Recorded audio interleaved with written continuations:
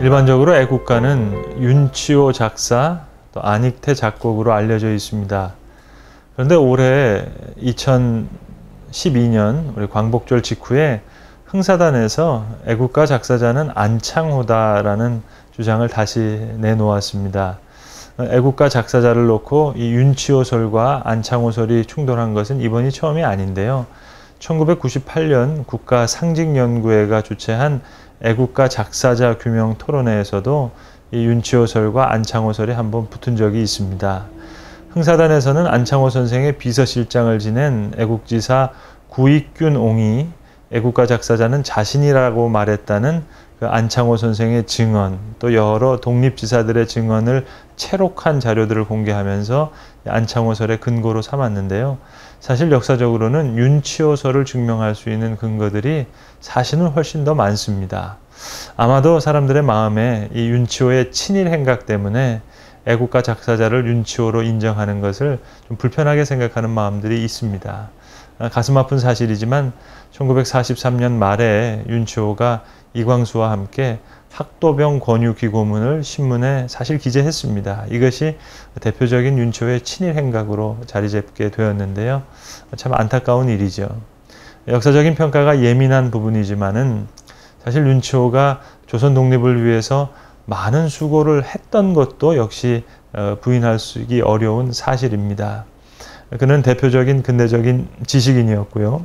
저는 개인적으로 대학생 때 1883년부터 1943년까지 무려 60년에 걸쳐서 쓴 윤치호의 일기가 있습니다. 그걸 직접 읽으면서 정말 많은 감동을 받았었거든요. 윤치호는 영어도 너무 잘했습니다. 유창한 영어를 구사해서 일기에 보면 중간중간에는 한글과 병행해서 일기를 써나갔는데요. 최초의 미국 유학생이기도 하고 신학생 유학생이기도 해서 감수성이 예민했던 대학 시절에 그 일기를 보면서 유학의 꿈을 꾸기도 했습니다. 그런 면에서 저는 개인적으로 애국가의 작사자를 윤치호로 보는 것이 옳다고 생각하는 사람입니다. 애국가의 작사자로서 뿐만 아니라 사실 윤치호라고 하는 한 인물은 한국 현대사뿐만 아니라 우리 한국 교회사의 입장에서도 주목해서 살펴볼 만한 인물인데요. 이 시간 그 이야기를 다 할 수는 없습니다만 짧게 몇 가지를 좀 생각해 보고 싶습니다. 고종이 윤치호를 윤똑똑이라고 불렀다고 합니다. 그만큼 대단히 총명했고 영어도 유창했고 한국 근대사에 그만한 지식인이 있었을까 할 만큼 아주 뛰어난 인물인데요. 갑신정병 때 미국 공사 옆에 있다가 죽을 뻔했습니다. 그래서 중국으로 건너가게 되는데 상해에서 공부하다가 세례를 받고 기독교인이 됩니다. 윤치호의 나이 23살 때. 그리고 그 다음에 1888년도에 미국 밴더빌트 대학교와 이제 에머리 대학을 걸쳐서 다시 중국으로 가서 중국인 부인과 결혼을 합니다. 그리고 나서 31살의 나이에 한국에 돌아와서 외무협판, 지금으로 치면 외무부 차관을 지내거든요. 교회와 관련해서는 1907년도에 찬미가를 이 윤치호가 편집하는데 15장이 들어있는데 거기에 바로 애국가가 들어있습니다. 그러니까 그의 창작인 거죠.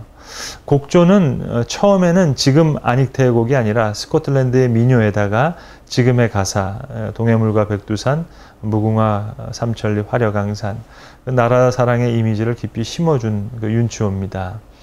여러분 1905년도에 나라를 빼앗겼는데 믿음의 눈으로 본 거죠. 믿음의 눈으로 보니까 강산 삼천리가 분홍색 무궁화로 덮여 있는 걸 봤습니다. 현실은 그렇지 않지만 화려강산이 빛나는 것으로 소망의 눈으로 내다본 거죠. 앞서 말씀드린 그 윤치호 일기가 43년도에 끝나는데요. 윤치호는 45년 12월에 죽었습니다. 그러니까 44년부터 해방될 때까지의 일기가 없습니다. 글쎄 모르겠습니다. 스스로 쓰지 않은 것인지 아니면 일제가 그에게 가한 압박과 그 사이에서의 번민을 숨기고 싶었던 건지 모르겠습니다. 아무튼 윤치호는 그 개화가 기독교의 수용 없이는 불가능하다고 확신한 사람이었고 또 기독교를 통해서 애국의 길을 찾았던 사람만은 분명합니다. 1893년도에 그가 미국 에모리 대학에서 그 교정에서 멀리 있는 조선 땅을 생각하면서 쓴 일기를 제가 읽었는데 그 한 부분을 여기서 소개하겠습니다. 이렇게 적었습니다.